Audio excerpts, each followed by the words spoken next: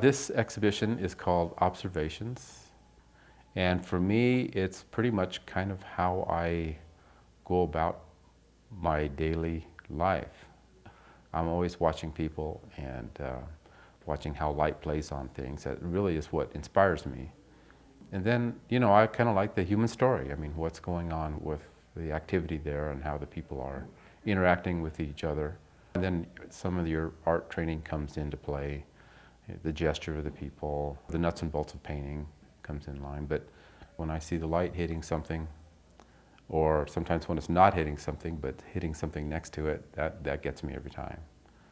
I teach classes and workshops throughout the region, as well as the world. I've taught in Europe and Central America. We do like to travel a lot. We go all over the place painting. And these classes, these workshops really have blossomed. They're all over the place now. We recently just returned from Bali, very different than some of the other places we've been. Before that, we were in San Miguel, which was very dry and very reflective, with the sunlight hitting the stone surfaces, and Bali was very wet and green with the rice fields. My favorite place usually is the next one. I'm not sure where that'll be yet. I have always liked the south part of France. The light there is really nice to paint. Things are placed so well. A house will be there with a tree just in the right spot, the light shining on it, and the whole place is just very romantic and it's just very paintable. We recently went to Sicily and then stopped into Rome for a bit, and so I have a couple of pieces of Rome in this show, which I find a fascinating city. I love that place. I think what I try to do a lot of times in my work is get good contrast.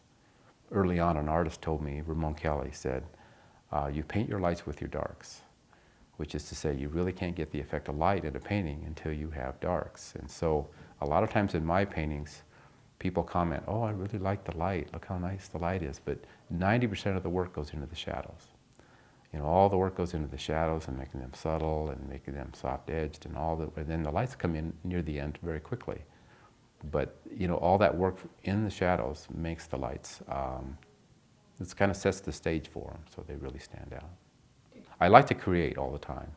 I do some woodworking and I work on the house or the studio or, drawing or painting. So if I'm not creating, I don't quite know what else to do. So I guess that's my main thing. But you begin to see the world in paint. I suppose that any painter begins to see the world that way. But I'm always observing the world as to, something new and different. There's always something new and different around every corner, I think.